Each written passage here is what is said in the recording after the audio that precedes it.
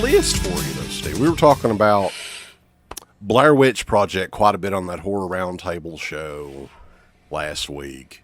It is 25 years since the original Blair Witch Project movie. 1999 was 25 years ago. Our good friends over at Gizmodo have... Oh, they're everybody's friends. They try to be friendly with us. We try to be friendly with them. But we're going to totally make fun of this list. I am, at least. 1999's 15 most essential horror movies. So it's 25-year anniversary for these movies. We're going to go through the 15 of the list. So number 15, the first time you watch it, it's all about the big twist at the end. The second or 10th time through, M. Night Shyamalan's breakout film, however, according to them, is when it really gets good. I've not watched this movie 10 times, Steve. Mm-hmm. I've watched it maybe twice. I don't hate it. But no, it's not very... I don't think it's a great movie. I wouldn't put it in the top 15 essential horror movies of even 1999. I could think of 15 better movies, probably. What do you think? Toni Collette is in it, though, and you're a fan of hers. I never said that. Well, I guess in Hereditary. I mean, I think I've only seen it once or twice as well. I mean, after so many years, I'd probably watch it again. I was really more blown away by Unbreakable. I definitely like that one way better. And that was totally different genre, but... Yeah, when I went and saw it, I knew nothing about it. And when they start talking about comic books at the beginning, I'm going, what the hell is this? Mm-hmm. So, but, it's just a very... And I mean, he's hit or miss with his movies, but Sixth Sense, I mean, at the time was really good. But there's certain movies that have certain things about them that make you only want to watch it once. Even though you'll say, hey, I appreciate the movie and the skill and everything. So number 14, though, we'll continue on here since we've got a few movies to talk about. This one I saw in the theater in 1999. Around this time frame, I wasn't huge into going to see mainstream movies theatrically. But I think my dad really wanted to see this at the time. And I was really blown away with it the very first time I saw it. Whoa. Now, I don't know if that would be the same rewatching it today, but before the Dark Universe came and went, Universal dusted off the Mummy franchise in 1999 with Brendan Fraser and Rachel Weisz. They ended up making how many did they make? 3 Mummy movies? Yeah, the first 2 really close, and the last one was after a few years. Yeah. So, I don't really recall the sequels being good at all, but maybe I need to go back and revisit it. Shut that shit up. Did you like the Mummy initially when you saw it? Yeah, I thought it was really cool. Yeah, I mean, I liked it. I liked the second one a lot as well. Did the second one have the Scorpion King in it? At the end? I mean, it had to do with the Scorpion King. But it was like a really shitty CGI, like Scorpion King. Yeah, that was really bad. It's even bad. I didn't get the 4Ks. God, I could imagine that in 4K. But the Blu-rays are upscaled to probably close to 4K. It looks amazing. Obviously, if you ever want to look at this, I saw something. There's people online, like on YouTube, who can do CG stuff. Yeah. And they go back and take a movie like The Mummy Returns and fix the CG in it. And they did that for that, at that. Oh, yeah. I think I've seen some of those. So it looked a lot better. But, yeah, it's bad CG. It was still horror, horror related, even though it was kind of like a Indiana Jones ripoff. Number 13, now, this one was kind of surprising that this was on there because I don't think it was a very big hit initially, and over the years it's become kind of a cult hit. Stir of Echoes from 1999 with the Baconator himself, Kevin Bacon. It's Richard Matheson inspired ghost mystery movie. Came out right around the same time as The Sixth Sense, I think. So The Sixth Sense was a gigantic success. Stir of Echoes kind of got, slept on, I guess you would say now. But over the years, I definitely think that that movie's gained its audience. It's a better movie than The Sixth Sense, in my opinion. Well, let's talk about the better sequel with Rob Lowe. Oh, I've seen it one time. I've never seen that one. We were sent it to review back when it came out on DVD or whatever it was. Yeah. Now this it's good. It's all right, but I haven't seen it in many years. Talk about one and done. I don't know if I've seen that after I saw it the first time. Oh, you haven't seen Stir of Echoes a second time? I don't believe so. If I had, dude, you go back and rewatch that shit.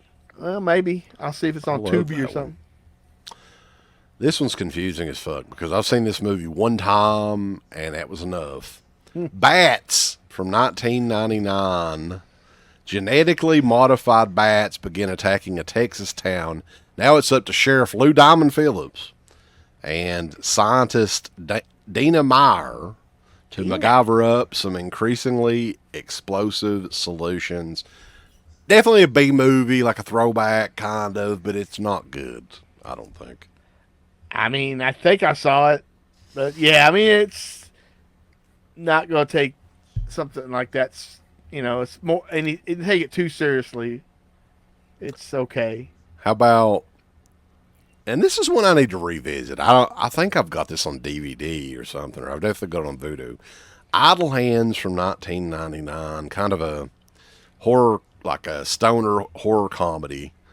It's interesting that they included that in the top 15 movies of the entire year. I don't know if I would do that, but what do you think about Idle Hands? Devon Sawa. I mean, I like it. When I watched it, I probably rented it and watched it. Maybe I checked it. It was on satellite somewhere, and I watched it again. I haven't seen it in probably 20 years or more. Mm-hmm. It's all right. I mean, it does what it needs to do. You get the hot ass Jessica Alba in it back when she was super. There's a few movies that really capture the late 90s well, I think. And I think this is number 9 or number 8 or something like that.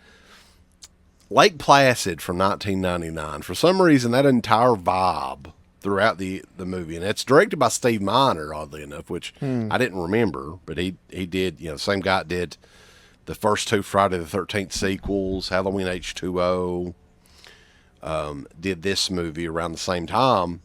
And I always liked this movie, and I didn't love it. It's not one that I'd go to on a regular basis, but it has a solid cast: Bill Pullman, Oliver Pratt, Bridget Fonda, man, which, god damn it, 1999. Have you seen her now? I know. I don't want to think about it now. I want to think about 1999. Yeah. Yeah. The Angry Hands of Time. Yeah. Next up, we have to go to the land of the rising sun for the Gotcha. What? Audition from 1999. His relationship drama film, is what it's saying, is just as shocking now as it was 25 years ago. Often imitated, never duplicated. Full of imagery that'll sear your eyeballs for the next few decades. It is available if you want to stream it, AMC Plus, and it's on Tubi for free with ads and Slang TV. Yeah, Audition is awesome. When I first saw it, because back then I had seen a lot of movies like this, in like Tashigi Mike or whatever. Takashi Mike with 2 eyes, I believe. But yeah. What's funny is I was looking up. I got a big kick there with the guinea pig movies, looking up stuff, and it's called. They pronounce it in Japan as guinea pig. I swear to God. It sounds like you're announcing at New Japan. Well, I do. That's how. I guess when they speak, it's a little different. Yeah. But anyway, continuing off this list, because this show's going to be out in the road. Sleepy Hollow. Yeah. From 1999. Tim Burton, Sleepy Hollow. Johnny Depp, Christina Ricci. Headless Horseman. I actually really like this movie quite a bit. Yeah, it's awesome. Visuals in it and everything. Did this one get a 4K? It did. I haven't gotten it. I got the Blu-ray that came out like a year or 2 or 3 ago in a little booklet or something. Yeah, I've got the Blu-ray of it, I believe. But yeah, this one's got a really cool vibe. Yeah, I mean, it was his version or a tribute to the Hammer movies. Yeah, I like that one quite a bit. Bob, like Black Sunday and all kinds of different things. Dude, okay. Here's another one that I liked, too, which we've got a couple more left after this one. And people shit on this movie, and it's not a great movie, but I like Vince McMahon shits on it. Vince McMahon would love to shit on one of these ladies in this movie. I'll say that.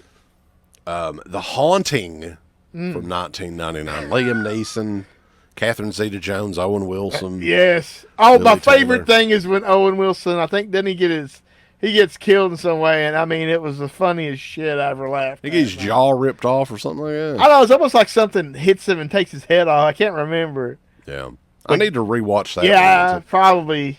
Catherine Zeta-Jones from that time period. I mean, ooh-wee. That's all I'm going to say. And I don't mind. I never hated this movie. A lot of people, like, the CGI is awful in it. Yeah. It really is, but I never hated this movie. I just want to let you know I don't hate you, The Haunting, 1999. I don't. Another one I don't really hate, but I probably watched less. And we talked to Bill Malone, the director of this movie. Dude, god damn. I mean, the guy's got an interesting story. We would like to interview him. But I ain't jumping through fucking hula hoops. The guy acts like he can't do fucking StreamYard. Wants us to record shit through fucking... Not even Zoom. I don't know what it was. But anyway. The House on Haunted Hill, the remake. William Castle, 1959. With a Vincent Price movie. William Malone's big monster kid, I guess is the word. This one stars Jeffrey Rush, Taye Diggs, Ali Larder, which, woo. Chris Kattan's in this one too. Oh, yeah. So, yeah, I like The House on Haunted Hill from 99. It's pretty good. No mango for you. I like like it. baby. I mean, speaking of the look of the 90s, that kind of has, it's got the look of the 90s, but it's got a little extra look to it that's kind of the early 2000s as well. But, yeah, I mean, it's all right, but it seemed too much like the 13 Ghosts movies in a way. Yeah, those two came out around the same time, it seemed like, too, all right? Not the same director. I think Ghost came out later. Last movie, number one. You have any guesses to what this would be from 1999? I can't remember shit. No. Well, I mean, obviously what it should be would be the Blair Witch. That's what it is. It's number one. Boom.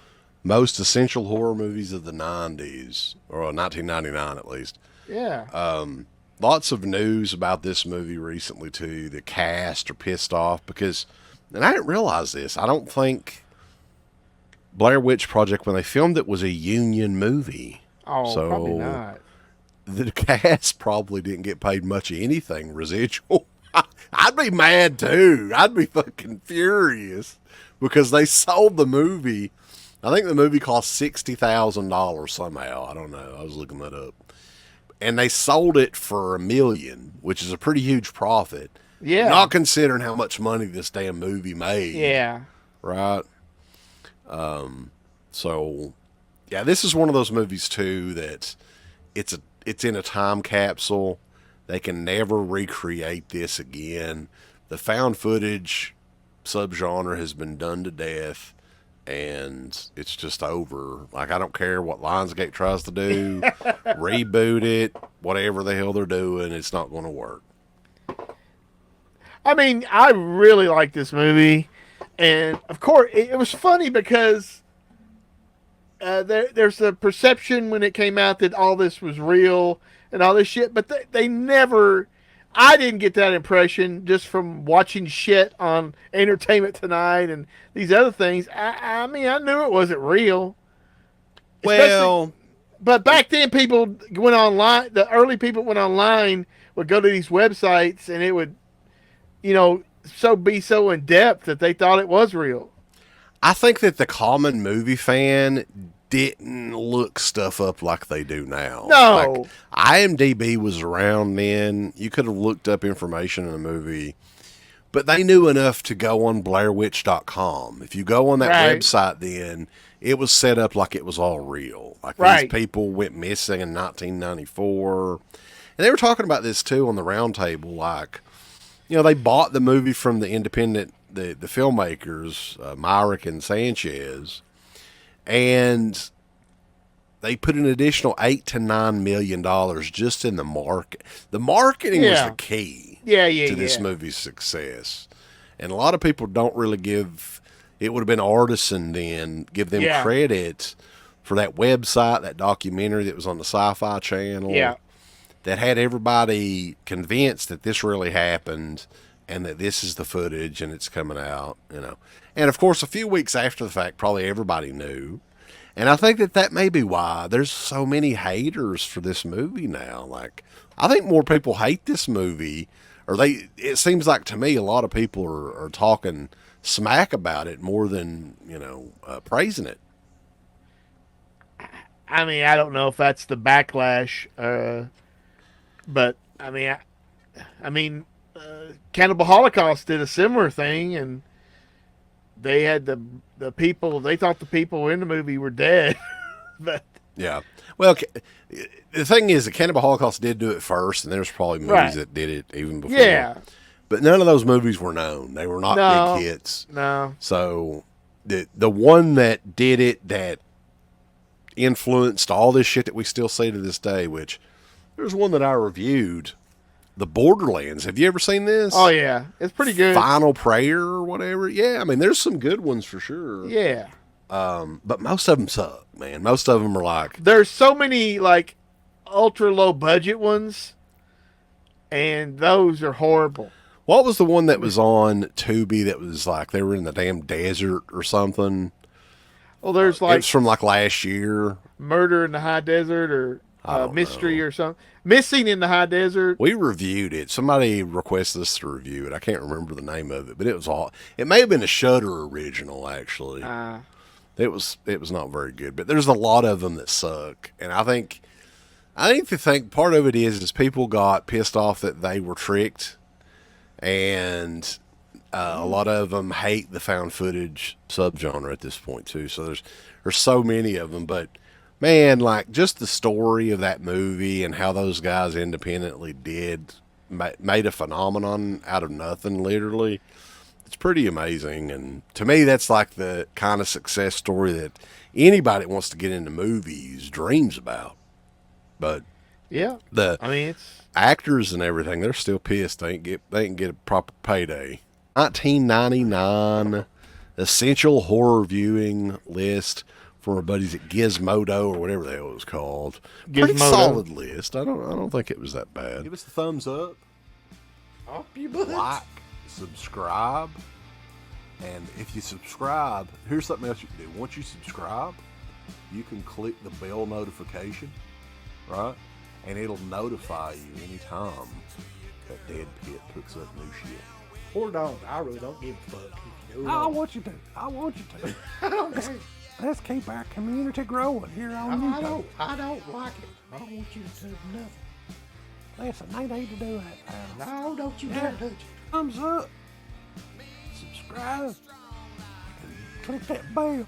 There's all kinds of wonderful shirts over at shop.deadpit.com. Simply the best horror shirts. On TeePublic, there are others, but they all suck. You can get some Dead Pit Radio shirts. You can get Last South on the Left. The Hills Have Eyes. Texas Chainsaw. Oh, wait, you can't say Texas Chainsaw. All kinds of shirts, folks. You're gonna love them. shop.deadpit.com. Thank you to all of our supporters on Patreon. DeadPit on Patreon.com is the only place to check out a complete archive of the old Dead Pit radio shows all the way back from 2005 on, in addition to the midweek shows, fan commentaries, exclusive podcasts, and much more. Dead Pit on Patreon.com if you're interested. Tiers start at only $1. We ain't